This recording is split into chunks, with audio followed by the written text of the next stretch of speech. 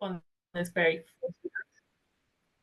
So this is webinar 3 of our LandLink series, and tonight we're going to talk about where you can find out information about land. So as Scarlett's mentioned, my name is Gemma. I am the Land Rights and Responsibilities Manager at the Commission, so I work as part of our Good Practice team, and I am assisted tonight by Karen Grant, who is one of our Good Practice advisors. And if you joined last week, you'll have heard Karen talk a bit about land rights and responsibilities. So what we're covering tonight, we are going to look at how you can find out about who owns land and who makes decisions about land and buildings, of course, what ownerless land is and what can be done about it, where you can find out what is happening with land and buildings in your area, and how you can find out a bit more about priorities that the community have for land. So we're going to kick off with a poll, which should pop up on your screens in a moment. And that is to ask you, how much do you know about where you can find information about land? So what's your level of knowledge about this? So we'll just give a little while. We've still got a couple of folk joining, but yeah, if you can see the poll there, please do fill it in and let us know what's your kind of level of knowledge of the subject. Are you quite familiar with where to look? I know we've had some questions and comments from people when they were registering, indicating that they want to know a bit more information. They want to know where to look. But yeah, it's great for us to just get a sense of what that kind of level of knowledge is and how we can help.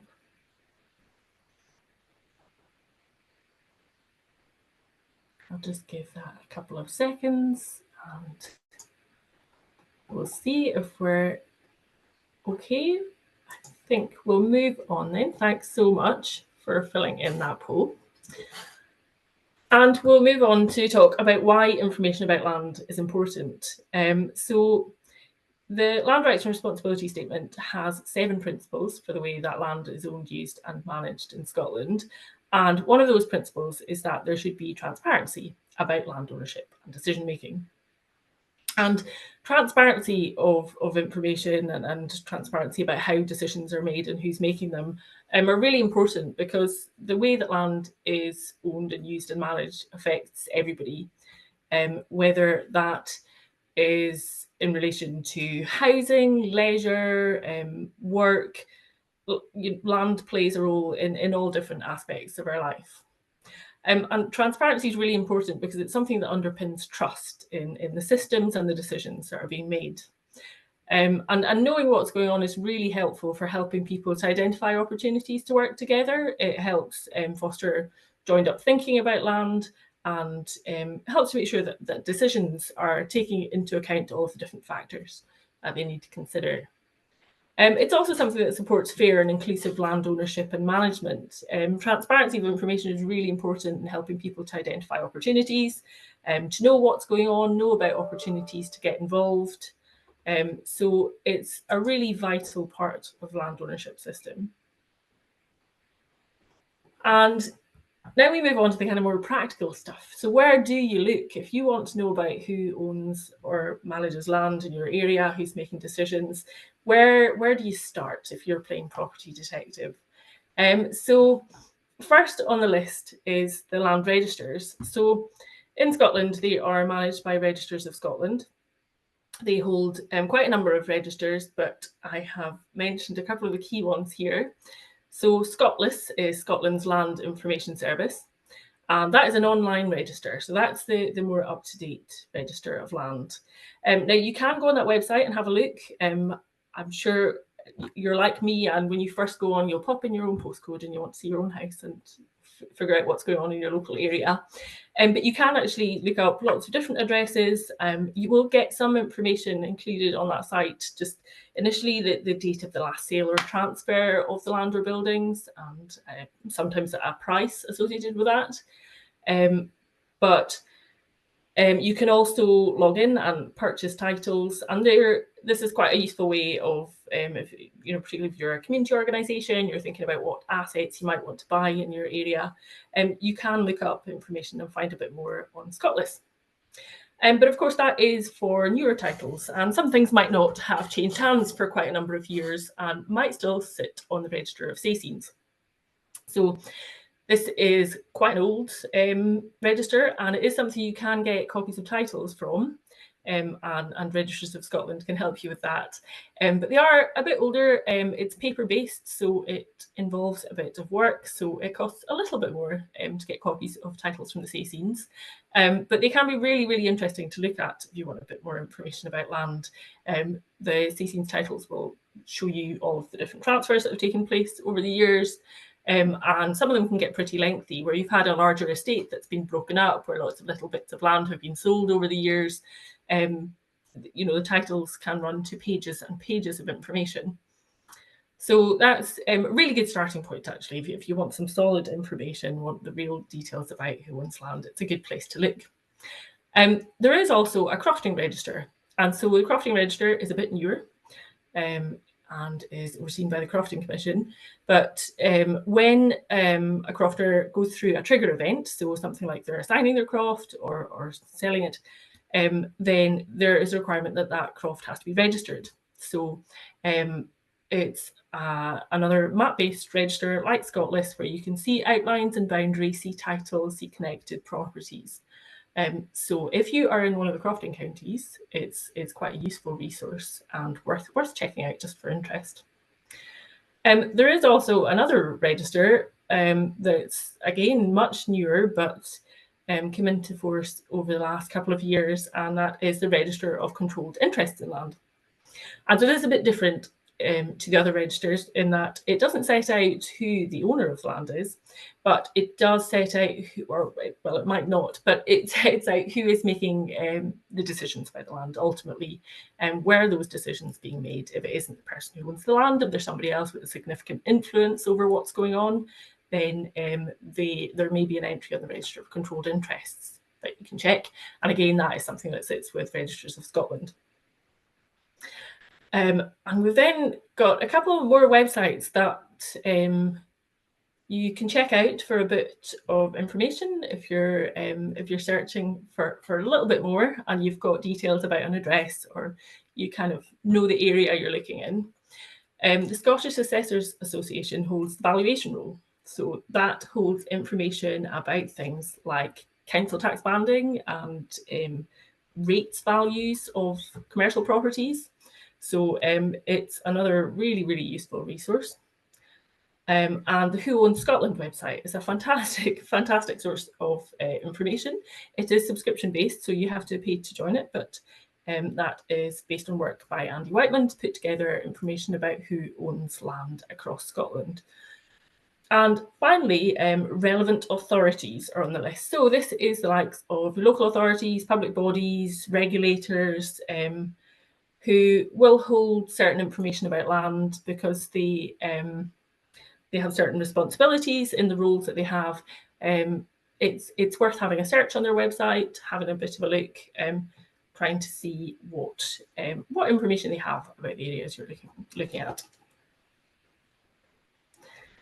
And that takes us on to the idea, you've looked at all these sources, you've searched everywhere, and you're thinking it appears that nobody owns this land. That may in fact be the case. So in terms of what ownerless land is, that is land where nobody owns it. So some of you might be familiar with the programme Heir Hunters, where somebody has died and they don't have heirs, and the teams are trying to find people who might stand to inherit something from those estates. It's a much rarer way of things happening because most commonly ownerless land becomes ownerless because a company is dissolved. So there's a couple of ways that land can become ownerless. And when land is identified as ownerless in Scotland, it is a very interesting organisation called the King's and Lord Treasurer's Remembrancer who deal with that land. So they have, it's the KLTR for short, because it's not a very snappy title, can claim land on behalf of the Crown, and they will on occasion do this. But they sometimes don't choose to do that and have been working with us over the last few years, following on from a recommendation from our vacant and derelict land task force. And they started looking at what they could do to make it easier for communities and public bodies to take on these sites. So there is now an ownerless property transfer scheme, and that gives communities and local authorities the chance to take on these assets, which quite often, if they're sitting ownerless for quite a number of years, can become vacant, can become derelict, maybe cause problems in the area that they are in.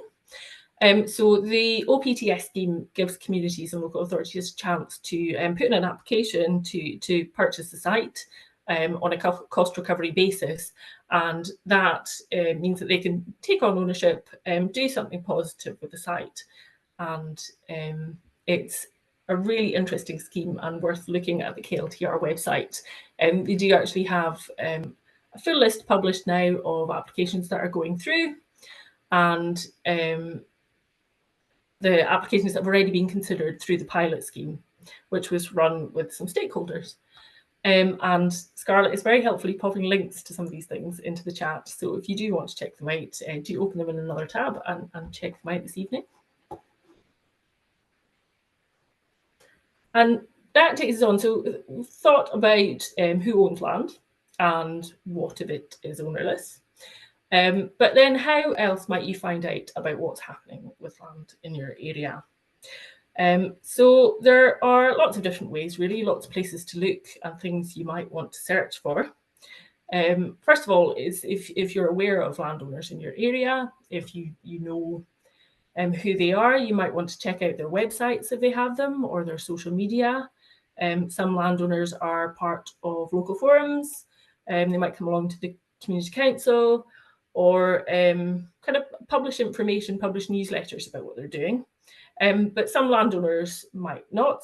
They might be a little less public about these things, but they can be approached and you can speak to them. And we actually have another webinar in the series coming up that talks about how to engage with landowners. So if that is something that is of particular interest to you, then do check it out. Next up is local authorities. And obviously they are responsible for things like planning. There are online registers of planning applications that are going through. Local authorities administer things like council tax, and yeah, some of them will have teams who work in a kind of place-based community role.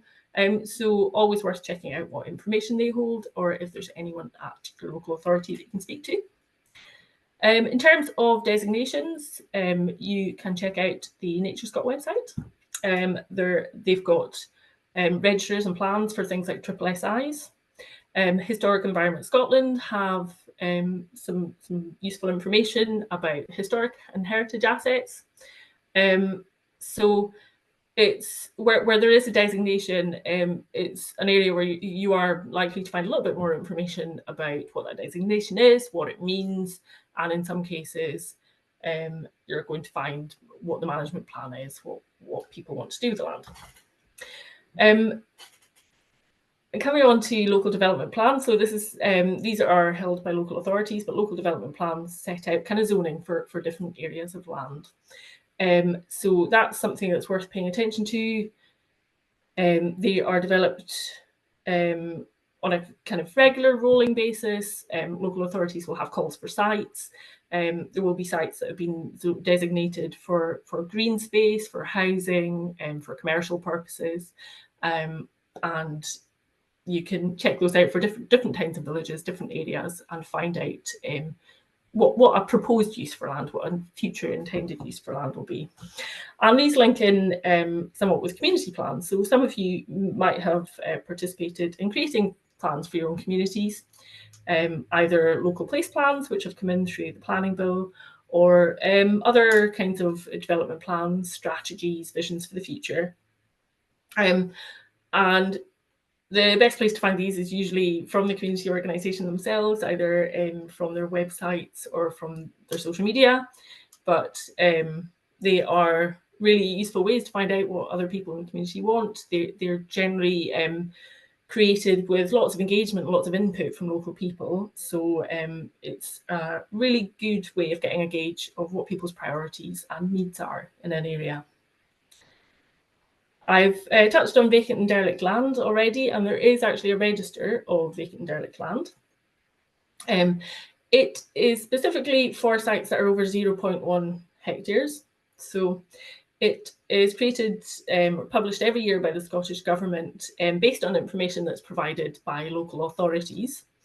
So if you are specifically interested in vacant and derelict sites, you can take a look at the register, like I say, bigger sites, but the register contains a bit of information about these sites, and there is a tab in there with contact details for each local authority. So it is a really useful way to find out who you should speak to about vacant and derelict land in your area. And if you become aware of a site that you think should be on the register and that isn't, you can get in touch with the local authority and let them know, so that they've got that on their radar for their next submission. And the final one on this slide is the registers of community interest.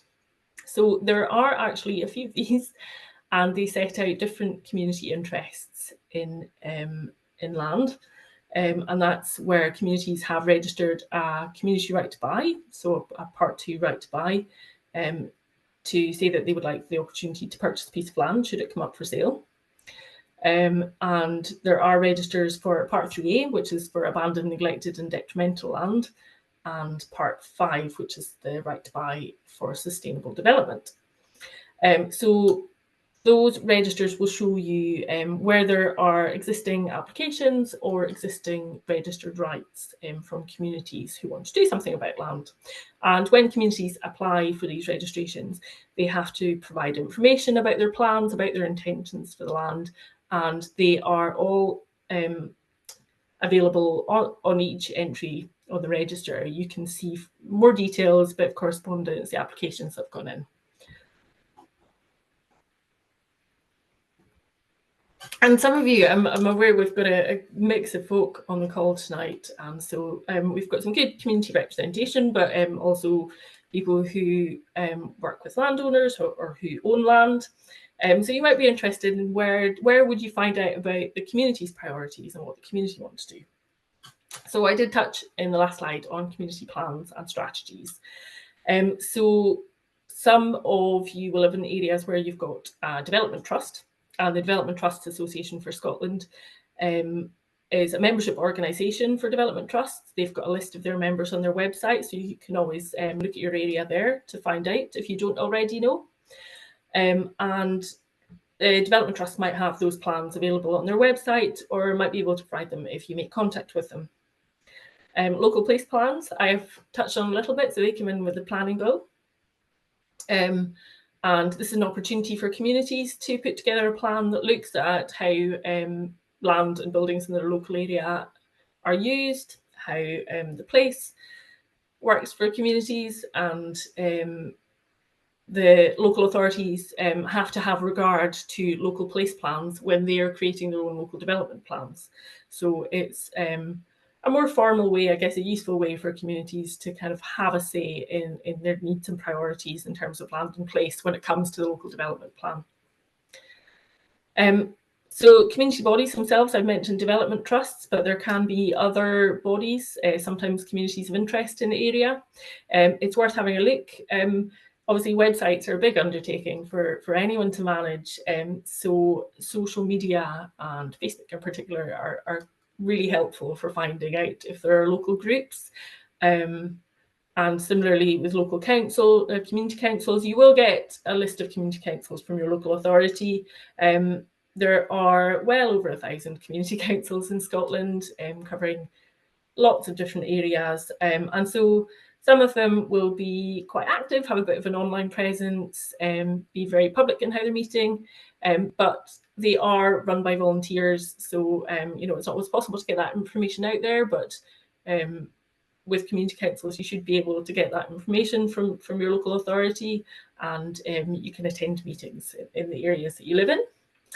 In terms of local information, it's a really useful way of finding out about community priorities, but it's one that's very difficult to define because it will absolutely depend on where you live and how that area operates. But for some people, that's going to be like a notice board at their local church or their local shop. It's going to be from contact with elected representatives, maybe local councillors having surgeries. Schools quite often play a key role, particularly in smaller communities and in rural areas. The school might be quite a hub of information. So it's helpful to get to know your own area and have a think about where people find information, where people share information, and what you can look for. And finally, I've touched on a couple tonight, but membership organisations like DTAS, like Community Land Scotland, Community Woodlands Association. There's lots and lots of membership bodies that represent certain types of community organisations, and they can be a really helpful source of information, not just for communities, but if you're a landowner or a land manager and you're looking to engage with a community, you can look at some of these sources and find information and make contact with communities. So the information I've gone over in the last couple of slides, we've set out in a couple of documents that are available on the Commission's website. And one of those is a kind of information map for communities, and that's setting out how you find information about land and landowners and the decisions that are being made. And the other one is an information map for landowners who want to engage with their communities and find out a little bit more about what's happening in their local area. So they're really helpful to check out. And obviously, if you are looking for this information, some people might be looking at it out of sheer curiosity. They just want to know what's happening in the local area, what kind of things they can get involved in. Some people might be doing it with the intention of approaching a landowner or a land manager to ask questions, or maybe look at opportunities for how land can be owned and managed. You can be looking for opportunities to work with other people, maybe a bit of land to use for communal food growing, or maybe you've got an interest in tree planting or a particular hobby or interest that requires a bit of land, and you might want to know where to contact people.